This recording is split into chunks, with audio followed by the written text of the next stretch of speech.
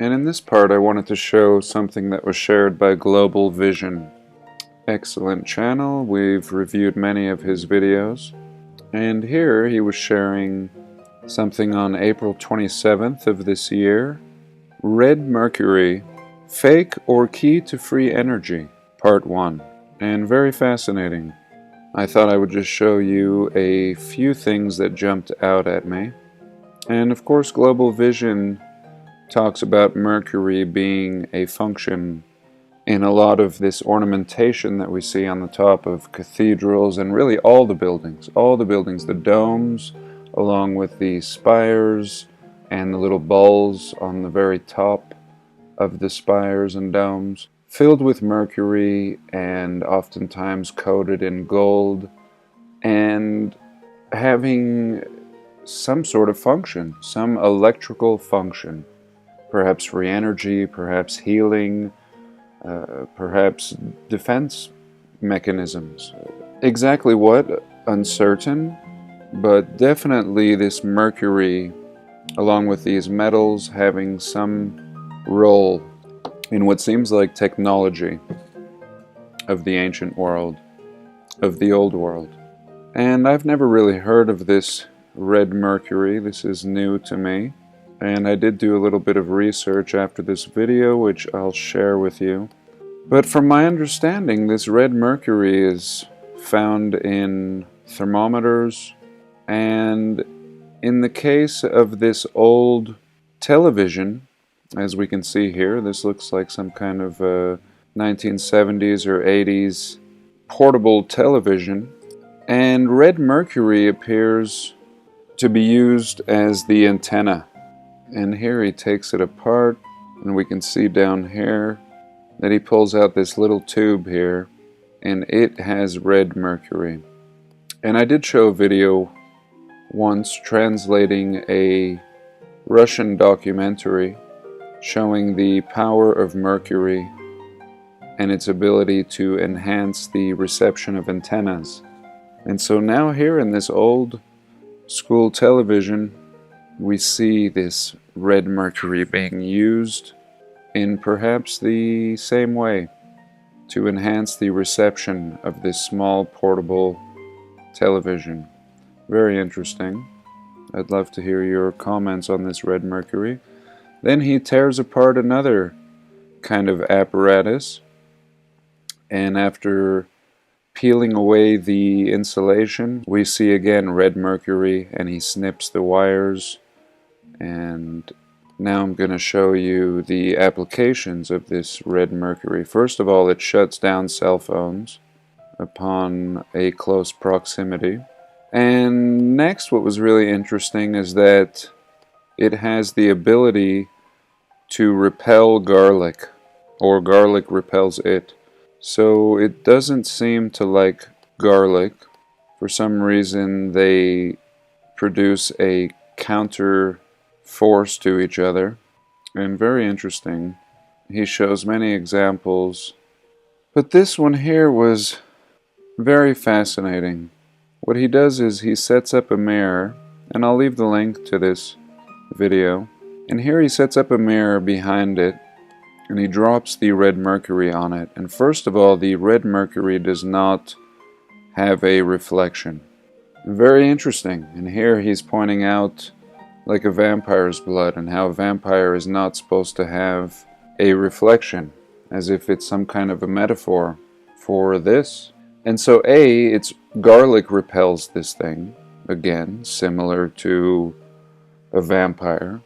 And he moves the garlic around, kind of chasing the mercury around the plate, completely repelled, like an anti-magnetic effect. Secondly, we don't see the reflection of this in the background, as you can see here in the tiny little window. And very strange that something could actually have the ability to not show up in a mirror. Very fascinating. And he does several experiments, all very low budget but very transparent. He lifts up the mirror, shows us the plate, sets different objects around it, really doing his best to do a nice controlled study, but in every case, no reflection, repelled by garlic, and attracted to gold. And very fascinating. Here we can see at the beginning of the video, and more so in part 2, how this red mercury just seems to cling to gold. And very interesting, I was showing this to a friend, and I was explaining that, just these forces, just this red mercury being attracted to a gold, and now you could create some kind of a device to generate some sort of a charge. And his thoughts were that you could also use this to perhaps harvest gold or trace amounts of gold in rivers. And he thought of just setting this red mercury at the river bottom and pulling it up periodically, cleaning it off, and dropping it back in again. And really, I wanted to keep this little segment under 5 minutes, but let me just show you this red mercury. Here's what it looks like, the crystals of a mercury sulfide. And it's said that these are also used to create nuclear weapons. And some people also claim that it's a hoax, of course. Very interesting. A fascinating story here, almost turning into this conspiratorial element, a fictional chemical substance. So very interesting. I want to dive into this a little more, but for now I'll leave it there.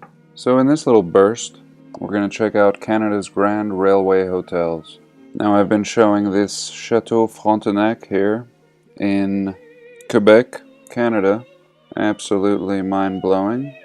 And I read a little bit of this story in a past video, and just blew me away to consider that a railway company, along with the arduous task of building a railway, had time to throw up amazing and glorious castle-like hotels all along this rail system, spanning from coast to coast.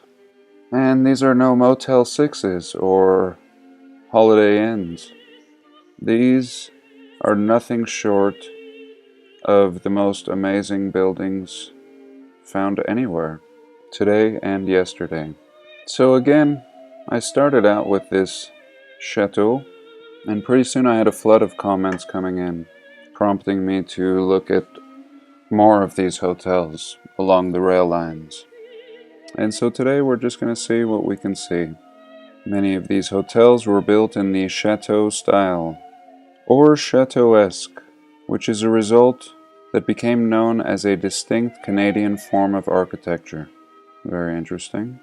And in later years they departed from the chateau style and went for an Italian look, unlike any previous Canadian railway hotel. And here we can see the Hotel Vancouver, built in 1916. Another absolute beauty, and a little more than a railroad traveler might be expecting. Canada's first grand railway hotel was the Windsor Hotel in Montreal, opened in 1878, closed in 1981. Here we can have a little look in 1890. Doesn't look like it was a very busy day. Not a single person out for a stroll. Beautiful cathedral here in the background. And here we can have a little look at the hotel's lobby rotunda in 1878. In the grand and fragile year of 1878. Not really sure what's going on here. Not the type of lobby for any hotel that we've ever seen. Quite a extravagant waste of money. And really looking like a saloon in its repurposed condition. Looking like they serve some ice cream here, and a makeshift bar, and perhaps pharmacy items. Not seeming like this was the original purpose or function of this beautiful building. The hotel was constructed between 1875 and 1878. Just blasting this out. And at the time, Montreal was Canada's largest city. Again, the city of my mother's birth. It was built to serve visitors arriving at the nearby train station, which itself was replaced soon thereafter by Windsor Station.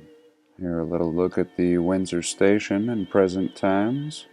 Looks like it's undergoing a little bit of renovation, looking as if it could be up to 1,000 years old. And in 1906 it succumbed a large fire that destroyed almost 100 guest rooms, but the hotel was spared. And later they would build this third hotel in 1898. Let's have a little look at it in modern day. A real beauty. And let's look at it in the early 1900s. No shortage of pointy spires. And here a little look at the occupants of the hotel. Small horse and buggy, a little parking lot here in the front. And very important that these people had such a splendid building. We can have a little look from the gardens, and seeming very unoccupied. Amazing that they would even conceive of needing a hotel like this. But nevertheless, a true work of art. And in this time period, to build a hotel of this size makes very little sense at all. So this Canadian Pacific Railway is very busy, opening hotels in the late 1800s, blazing this rail line through the rough Canadian wilderness, while this Ohio Railroad Company is busy down in the south. This is pretty much what they're up to in the 1800s. 1776, America becomes a nation, and 25 years later, these people are ready to build railroads and all of the technologies and infrastructure that go along with constructing a railroad. And really unbelievable. And yet, the writers of the narrative had to squeeze this into the timeline. They had no choice. Rails are found everywhere, in abandoned states and conditions, and no matter what part of the world you're in, there are probably old rails, and you wonder their origins, seeming to be in disuse. And to add to this, a whole string of magnificent hotels dotted all along these rail lines for a time period where there's no population to justify the creating of these rails nor the traveling of these rails. Times are simple back then. And when you tie this in with all the underground tunneling, subway systems, and constructing of roads, as we see in these older maps, the roads are all there as well. We really have to question whether it's even possible to not only build but engineer this entire nation within 100 years of its inception. And now let's have a look at something else.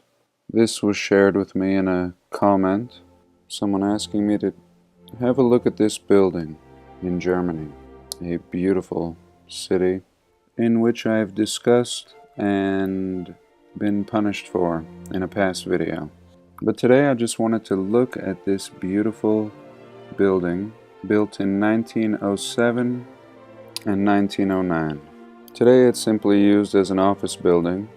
What else to do with it? But in the past, it had a very interesting designation. It was a cigarette factory, and sometimes it was referred to as the Tobacco Mosque, and really a gorgeous building. And you have to see it at night. It appears that this material is some kind of translucence, which allows light and color to illuminate this dome. And let's have a look at that. Here we go. Very beautiful and super advanced for this early time period, but of course much older than this time period that we're given. A true wonder, and I thank you for this share, and absolutely amazing that this is simply an office building. At least it must be a nice place to work. And here we were prompted by Slim Vickens to check out this Preston Castle in California. And truly a beauty, and totally run down, burnt out, and seeming to have gone through a lot. And no takers for the inheritance of this beautiful structure. And I thank you for the share. Very remarkable. In my distraction, I saw this, which appears to be the Nebraska State Capitol. Absolutely beautiful. This towering monstrosity of a state capitol building. Complete excess and super advanced. And here we go. 1922 to 1932. The 400-foot tower can be seen 20 miles away. 400 feet. Ooh, and here it appears that Nebraska is one of these dissatisfied inheritors. We can see their first state capital in 1870, looking a little top-heavy. And we can see the bustling civilization and their modes of transport. This Capitol building, certainly excessive for these inhabitants, but nonetheless, the second state capitol in 1912. Now this is just pretty amazing. Let's have a little look at this. 1912. Very beautiful, very excessive, and very outdated, according to these people in 1922. In 1922, this no longer cuts it. This is no longer suitable for a state capitol in 1922. Now, we need to build a new building with a 400-foot tower. We need to build this. And really mind-blowing. And let's look at some construction photos, if we can. Construction. Very interesting CGI. And how about something real? No. Beautiful fountain in the courtyard. A little look at the floor in the rotunda. Very interesting. Workers lay tracks for the Capitol Railroad around the second state capitol. And this baby just looking like it really has had its day. And here again, just looking at the laying of railroad tracks. Maybe, at best, to look at their little shovels. These aren't even good shovels. Pretty worthless, actually. And this crew seems very enthused. These guys aren't really here to work. One would need a lot more than this manual laboring crew, and again their small shovels. Let's see if we can't find something in a search. Is this it? I'm not sure. Seems to be. But again, with this whited out sky, completely unnatural sky, very difficult to say if this image has been manipulated. And now real quick we're going to have a look at a man. The man's name is Bruce Price, 1845 to 1903. He's said to be the innovator of the shingle style. Here is the shingle style. He was said to be influenced by modernist architecture. He also designed Richardsonian Romanesque institutional buildings. Let's have a look at that. Here we go. A Romanesque architecture named after architect Henry Hobson Richardson back in 1838. And a little look at some examples of this type of architecture. We see an old post office in Washington, D.C., Cincinnati City Hall, the Salt Lake City and County Building, and one of the few I visited in person. And here one in Texas, Along with these Richardsonian Romanesque institutional buildings, he also designed mansions, skyscrapers, and chateau-esque railroad stations. Yes, here we come full circle. This man of 57 years old, his best picture, not as impressive as the architecture he is attributed to leaving behind. Also attributed with this Windsor station that we looked at earlier in Montreal. He was born in Maryland. He studied for a short time at Princeton University, and after only 4 years of internship at a firm, he began his professional work in Baltimore. Following a brief study trip to Europe, he opened an office in Pennsylvania, where he practiced from 1873 to 1876. He settles in New York. He builds a whole bunch of buildings and then dies at age 57. And here's a look at these buildings he's given credit to designing. He must have been very fond of what we call the mud flood window. Only a fool would design a building in an area where there is either a fair amount of snow or rain, unless you intend to have some sort of covering, and just absolutely mind-blowing. I mean, forget about these pictures, they couldn't even fit all of what this man had designed. And this is just a serious portfolio of work that just goes on and on. This really reminding me of Andrew Carnegie, and I made a video on the subject once, and it looked at not only the brief history of Andrew Carnegie and how ridiculous the story of his rise to success is, but also in the later part of his life, he became a philanthropist and builds and donates thousands upon thousands of buildings.